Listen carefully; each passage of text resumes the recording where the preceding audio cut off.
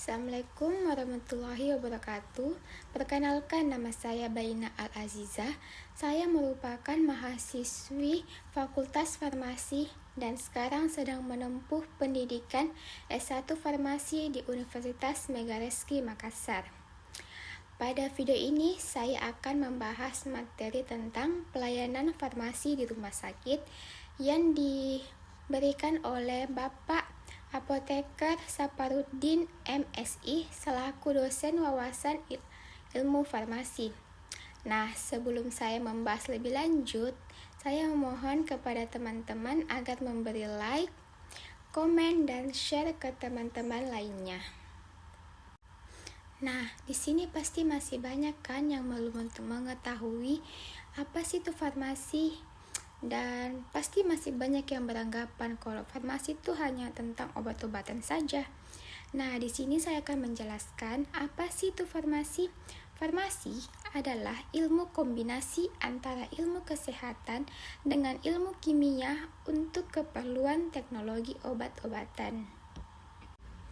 Dan mata kuliah apa saja sih yang dipelajari di farmasi? Nah, yang pertama itu ada farmakologi, berfokus pada efek obat terhadap biokimia tubuh. Kemudian farmasi sains dan teknologi, berfokus pada pengembangan obat. Kemudian farmasi industri, pengelolaan obat dalam skala besar. Farmasi klinik, yaitu pada rumah sakit, apotik, dan klinik. Kemudian mikrobiologi itu pada organisme, kemudian farmasi bahan organik, pembuatan obat bahan organik dan obat herbal. Kemudian biofarmasi, pengaruh terhadap efek terapeutik. Kemudian bioteknologi, ruang lingkup kesehatan atau ilmu kedokteran. Kemudian kimia medikal. Nah, kemudian penggolongan obat. Yang pertama itu ada obat bebas, kemudian obat bebas terbatas, obat keras, obat wajib apotik, obat narkotika, obat psikotropika, dan obat herbal. Dari semua jenis penggolongan obat itu semuanya masing-masing mempunyai logo. Seperti obat keras ditandai dengan huruf K, obat herbal seperti pohon, kemudian obat bebas warna hijau dan obat bebas terbatas warna biru. Nah, sekarang kita masuk ke inti materi, yaitu pelayanan farmasi di rumah sakit. Apa sih itu rumah sakit? Rumah sakit adalah institusi pelayanan kesehatan yang menyelenggarakan pelayanan kesehatan perorangan secara paripurna, yang menyediakan pelayanan rawat inap, rawat jalan, dan gawat darurat.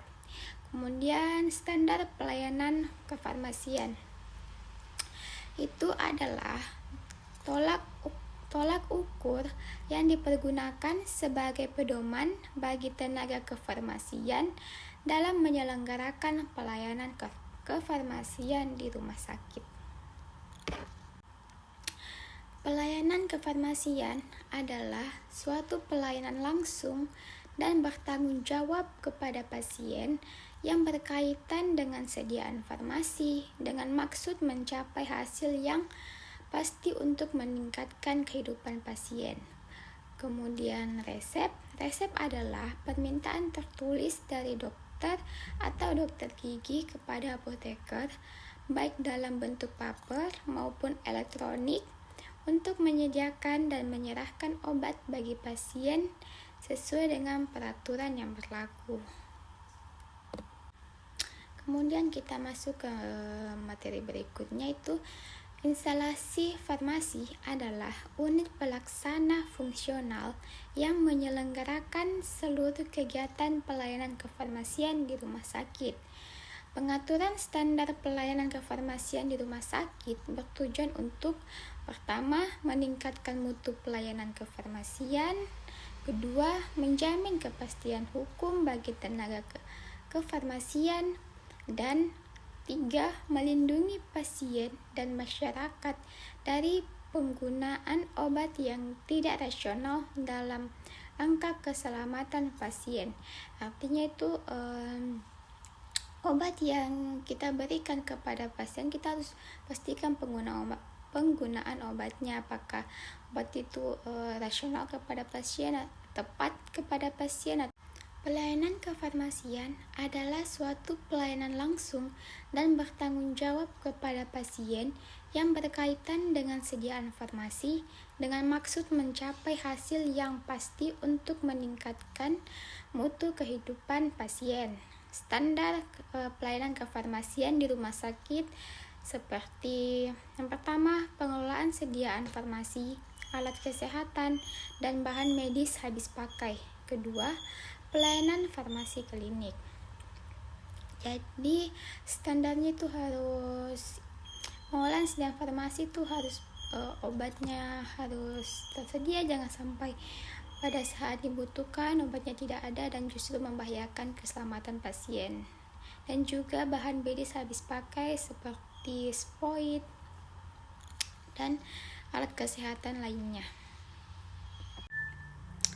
Apoteker bertanggung jawab terhadap pengelolaan sediaan farmasi, alat kesehatan, dan bahan medis habis pakai di rumah sakit yang menjamin seluruh rangkaian kegiatan perbekalan sediaan farmasi, alat kesehatan, dan bahan medis habis pakai sesuai dengan ketentuan yang berlaku, serta memastikan kualitas, manfaat, dan keamanannya.